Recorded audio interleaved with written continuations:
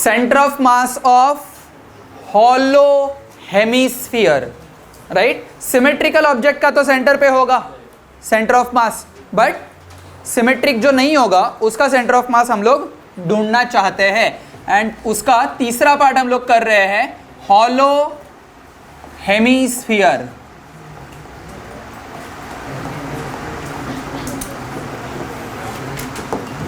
ठीक है, hollow hemisphere है ही नहीं, चलो हम ही बनाएंगे हॉलो हेमिस्फीयर।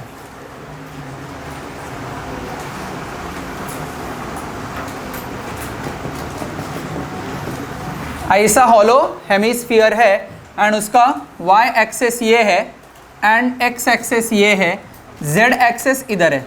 3D है ना, 3D है ना, हॉलो हेमिस्फीयर है। अच्छा, बट मास डिस्ट्रीब्यूशन कैसा है?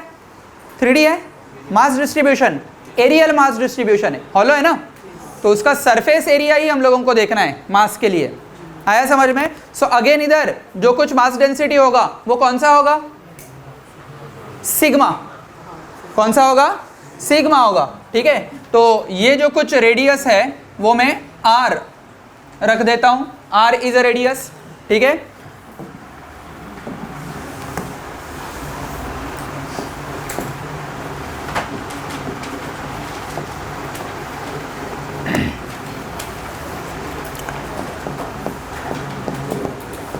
Consider a hemisphere of mass m and radius r।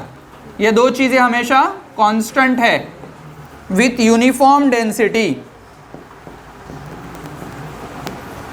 Uniform mass density लिखो, नहीं तो यूनिफॉर्म डेंसिटी लिखो, नहीं तो सरफेस डेंसिटी लिखो। ठीक है, uniform mass density that is sigma which is equal to कितना आ जाएगा? Mass upon surface area, mass upon surface area, right. तो मास अपॉन सरफेस एरिया कितना आ जाएगा?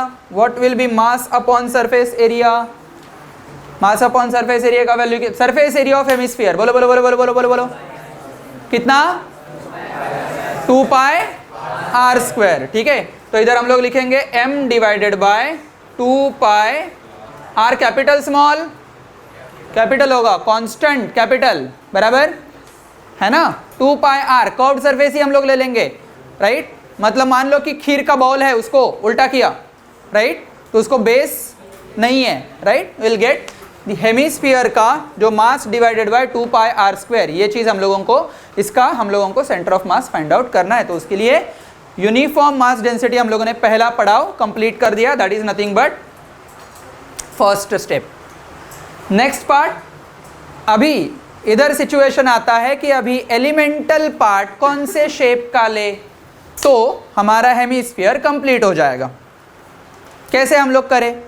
याद है हम लोगों को बचपन में एक बहुत छोटे बच्चों का जो 1-1.5 साल के जो होते हैं उनका एक खिलौना होता है कि एक पाइप होता है, राइट, एंड उसके अंदर बहुत सारे अलग अलग रेडियस के रिंग्स होते हैं, वो डालने हैं, राइट। तो एक पिरामिड शेप बन जाता है या कोनिकल शेप बन जाता है, बराबर। इधर हम लोगों को हेमिस्फीयर बनाने के लिए भी वही काम करना है, अलग अलग रेडियस के रिंग फॉर्म करने हैं। मतलब एलिमेंटल शेप क्या होगा? रिंग होगा। एलिमेंटल शेप क्या होगा? रिंग होगा। आया समझ में? अरे हाँ ना बोलो। एलिमेंटल शेप क्या होगा? रिंग होगा। ठीक है, अच्छा, बट सेमी सर्कुलर होगा या प्योर कंप्लीट रिंग होगा? कंप्लीट रिंग होगा। Complete ring of different radii, तो एक हेमिस्फीयर बन जाएगा, बराबर। एक रिंग डाल दिया नीचे, उसके ऊपर और एक ring of very small change in the radius ऐसे डाल दिया, राइट। ऐसे डालते डालते डालते डालते बनाया हेमिस्फीयर, है ना। टोपली पण अशीच बनवतात की नाही, राइट, वैसे ही। ठीक है, so you will get that कि इधर से मैं एक एलिमेंट ले लूंगा। क्या ले लूंगा? एलिमेंट कौन से शेप का होगा? रिंग वाले शेप का होगा, या ऐसे एलिमेंटल रिंग ले लूंगा। सो कंसीडर के आगे क्या लिखना है? कंसीडर एन एलिमेंटल रिंग, बराबर। So consider an elemental ring of mass, mass क्या होगा? dm, मास क्या होगा? dm। अच्छा, थिकनेस क्या होगा? बोलो बोलो बोलो बोलो बोलो बोलो, थिकनेस क्या होगा? ये होगा dl ले लेंगे, बराबर, थिकनेस dl, एंड dl को हम लोग r d थीटा लिख सकते हैं ना, थिकनेस को हम लोग r d थीटा लिख सकते हैं। क्या dl को हम लोग लिख सकते हैं r into D theta? Theta क्या होगा? इधर से मैंने एंगल ले लिया थीटा, समझ ले, so you will gate angle theta. ठीक है, ये small change in the angle ये बन जाएगा डी थीटा। क्या बन जाएगा? डी थीटा बन जाएगा। क्लियर है? तो इसीलिए dl will become r into D theta. Clear है? Right, okay. अभी मुझे ये रिंग जो कुछ पार्ट है उसका मास फाइंड आउट करना है। तो मास के लिए डिस्ट्रीब्यूशन कैसा है? लीनियर है, एरियल है, वॉल्यूमेट्रिक है? कैसा है? कैसा है मास का डिस्ट्रीब्यूशन? कैसा है?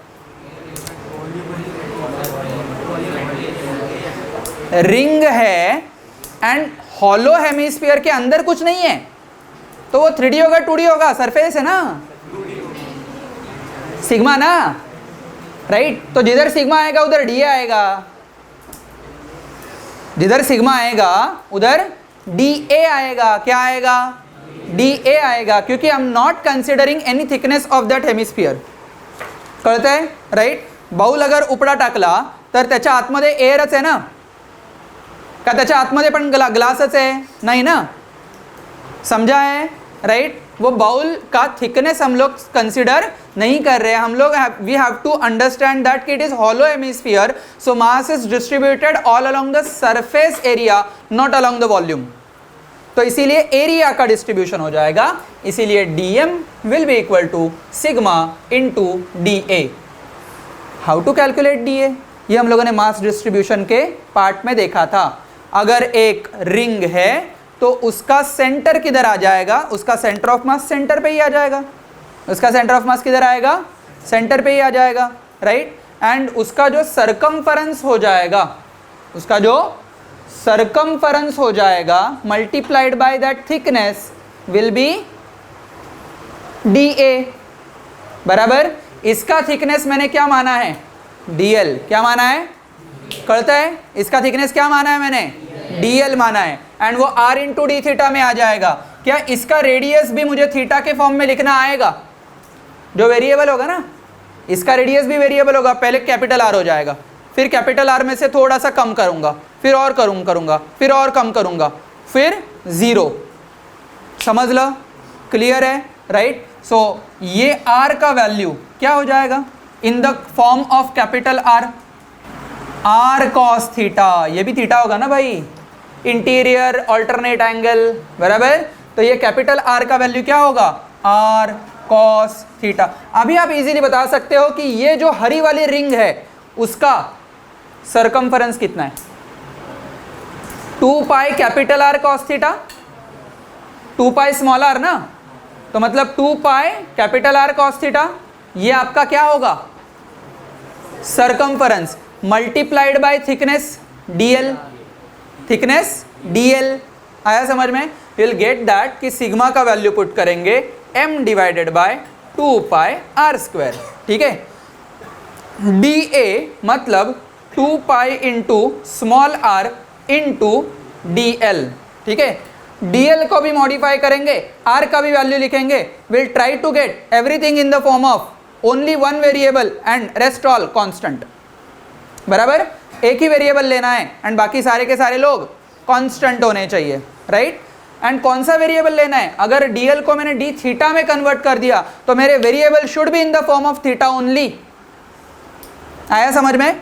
इस हिसाब से हम लोगों को जाना है, सच दैट मुझे एक ही वेरिएबल लाए, एक ही वेरिएबल अगर मुझे मिले तो it will be very easy for us to get the integration का आंसर, राइट। दो वेरिएबल आए तो हम लोगों को वो दूसरे को पहले में कन्वर्ट करना पड़ेगा, फिर इंटीग्रेशन हो सकता है, नहीं तो डबल इंटीग्रेशन तो हम लोगों ने सीखा नहीं है। ठीक है, तो ये m divided by 2 pi into capital R square, ये इधर आ जाएगा 2 पाई इंटू इधर आ जाएगा r cos थीटा, बराबर। कळलंय सगळ्यांना? dl को हम लोग पुट करेंगे r d थीटा, ठीक है, तो ये आ जाएगा r इंटू डी थीटा। देखो बहुत लोग मर गए, 2 पाई आर स्क्वायर मर गया। You will get the value dm is equal to m cos theta into D theta, बात खत्म। तो ये हमारा dm वाला वैल्यू आ जाता है capital M multiplied by cos theta into D theta, ये वैल्यू हमारा सेकेंड है। अभी बात आ जाती है कि भाई centre of mass of that ring is how much distance away from the origin this, ये ओरिजिन से कितना दूर है, कितना होगा ये value, capital R sine theta, very good, capital R sine theta कितना होगा, capital R sine theta, that is nothing but the y value. अभी मुझे कोऑर्डिनेट्स किसके चाहिए, ये जो कुछ क्वांटिटी होगा ये y एक्सेस पे, तो सेंटर पे y एक्सेस पे ही वो सेंटर ऑफ मास आ जाएगा हमेशा, ये डिस्क का, राइट, ये डिस्क का सेंटर जो आ जाएगा वो y एक्सेस पे ही आ जाएगा, क्योंकि z एक्सेस में भी सिमेट्री है एंड x एक्सेस में भी सिमेट्री है। तो इसके अगर कोऑर्डिनेट्स हम लोगों ने देखे तो x, y, z अगर मैं लिखूंगा तो उसका वैल्यू क्या आ जाएगा, 0, r sine theta, very good, r sine theta, 0। मतलब आप इजीली कमेंट कर सकते हो कि x COM and z COM will be 0, x COM and z COM will be 0 at origin only, and हमें सेंटर ऑफ मास जो आ जाएगा वो y एक्सेस पे ही आने वाला है, but at how much distance ये हम लोगों को फाइंड आउट करना है, ठीक है, क्लियर है।